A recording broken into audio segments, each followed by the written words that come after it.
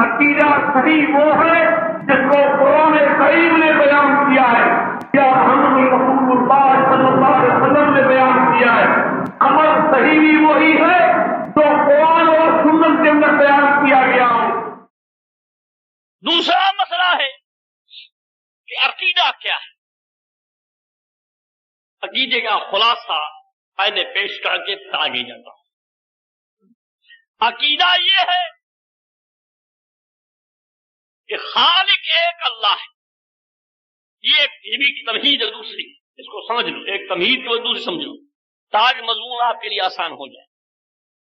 ہر چیز کا خالق اللہ ہے، باقی اس کے سوا جو کچھ مخلوق ہے.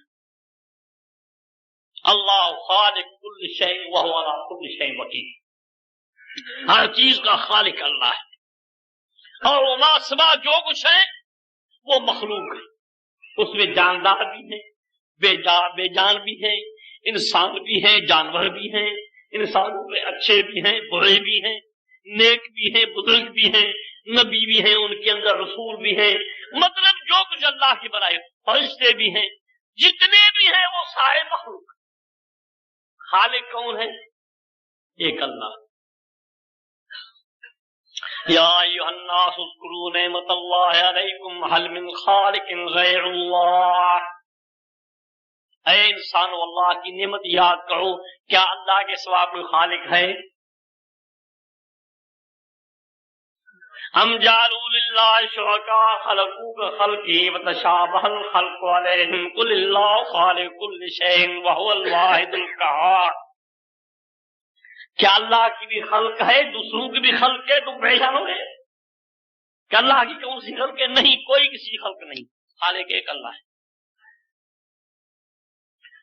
کائنات کا ذکر فرمایا، خلق السماوات بغیر عمد ترونها وألقى في الأرض رواسي أن تميد بكم وبث فيها من كل دابة وأنزلنا من السماء ماء فأنبتنا فيها من كل زوج كريم هذا خلق الله فاروني ماذا خلق الذين من دونه بل الظالمون في ضلال مبين.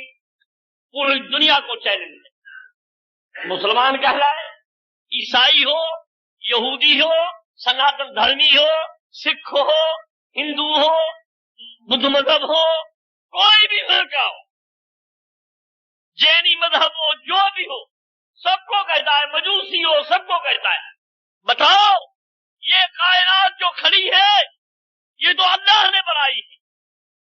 ھذا خلق اللہ، عام چیلنج ہے، ھذا خلق اللہ، یہ تو ہے اللہ کی خلق، ان کی بنائی ہوئی.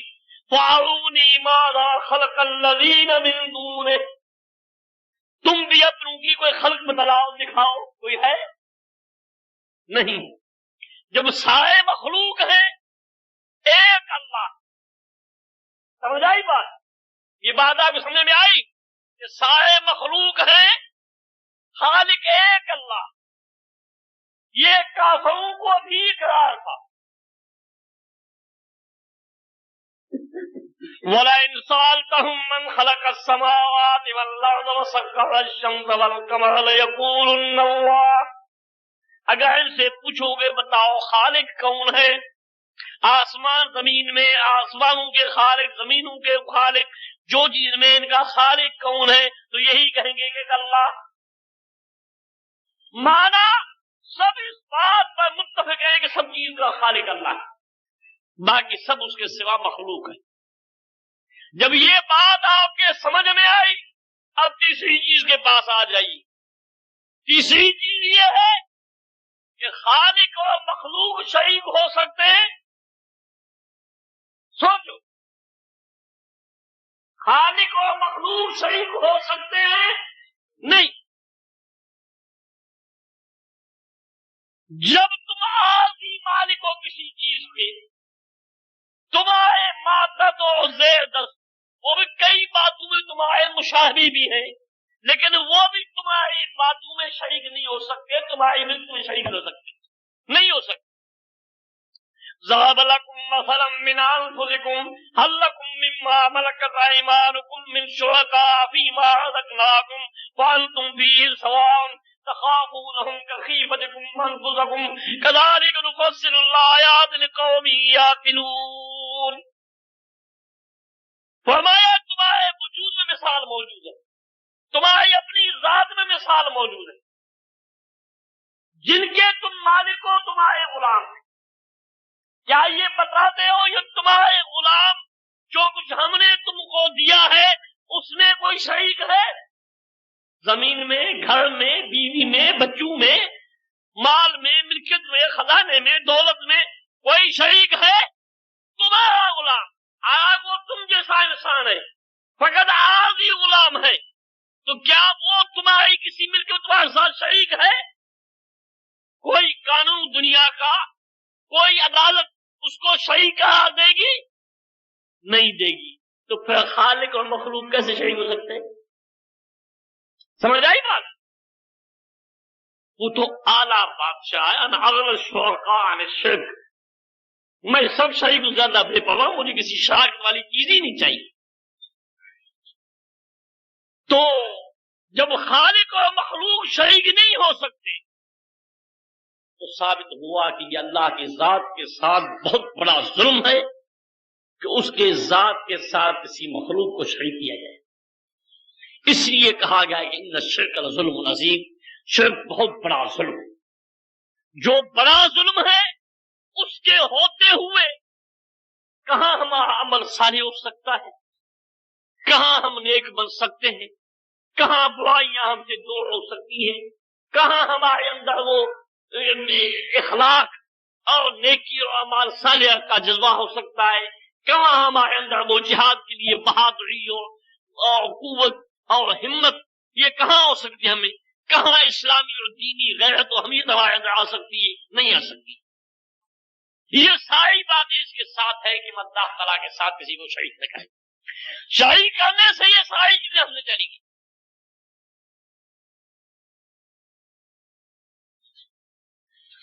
اور سب سے بڑی بات یہ ہے کہ اللہ کے ساتھ شرک کرنے کے بعد کسی عمل کی کوئی حیثیت نہیں رہتی، کسی عمل کی کوئی حیثیت نہیں رہتی. مشرکوں کا ذکر اللہ نے قرآن میں کیا ہے کہ وہ نیک ہوں گے، عمل بھی ان کے ہوں گے، عمل کر کر کے تھکے ہوں گے. وجوہ یومئذ خاشعہ عاملۃ ناصبہ تصلی نارا حامیہ. بڑے ان کے عمل ہوں گے، نیکیاں کر کر کے تھکے ہوں گے، لیکن اس کے باوجود بھی جائیں گے جہنم. اولئک الذین کفروا بآیات ربہم لقاء فحبطت اعمالہم فلا نقیم لہم یوم القیامۃ وزنا. ان کی ساری نیکیاں، ان کے سارے عمل برباد ہو گئے، اس لیے ان کے ترازو نہیں رکھا جائے گا. شرک جب موجود ہو گیا تو ہمارے کسی عمل کی کوئی قیمت نہیں ہوگی. اس لیے پہلے ہمارا عقیدہ صحیح ہو تاکہ ہم جو عمل کریں وہ ہمارا قبول. اب دیکھیے قرآن کریم نے سورۃ انعام میں 18 انبیاء علیہ السلام کی فیصل شمار کرائی. فرمایا وَتِلْكَ حُجَّتُنَا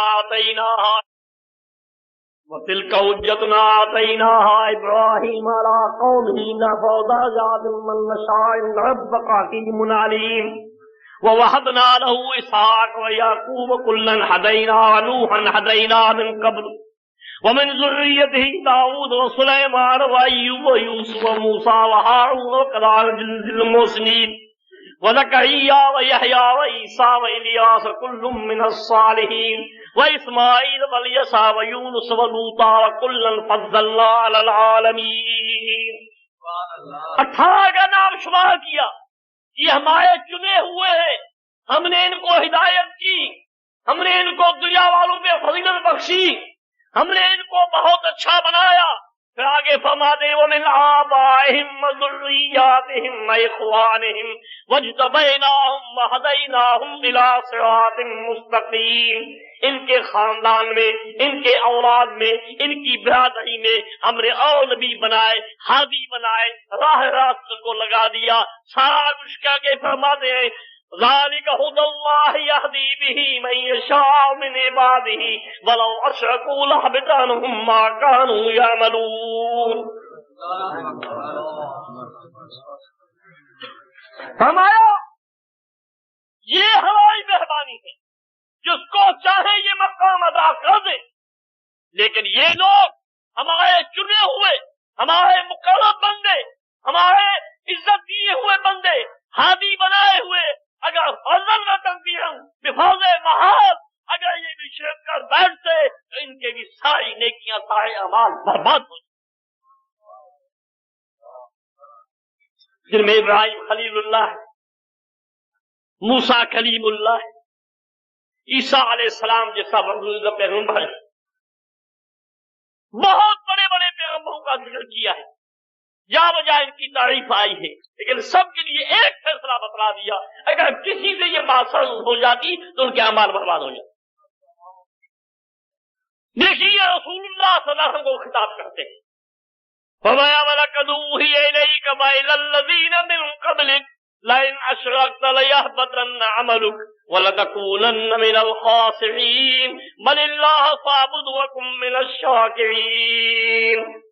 فرمایا نبی صلی اللہ علیہ وسلم یہ آپ کی طرف پیغام آ چکا ہے، آپ کی طرف بھی ہم نے وحی کر دیا، اب سے پہلے بھی ہم کو وحی کر دیے کہ اگر آئے نبی تو نے اگر فضل مہار اگر تو نے شرک کیا تو تیری نیکیاں ساری برباد ہو جائیں، تو خسارے والوں میں بن جاؤ۔ اس لیے اس کو اہمیت دی ہے کہ خالق کے ساتھ مخلوق کو شریک نہیں کرنا ہے۔ سمجھ آئی بات؟ اب شراکت کرنے کی کئی قسم، اب آئیے اصل مسئلے پر۔ یہ تو چند نوٹ تھے آپ کو ذہن میں بٹھانے کے لیے تاکہ مسئلہ سمجھیں۔ عقیدہ صحیح وہ ہے جس کو قرآن کریم نے بیان کیا ہے، یا محمد رسول اللہ صلی اللہ علیہ وسلم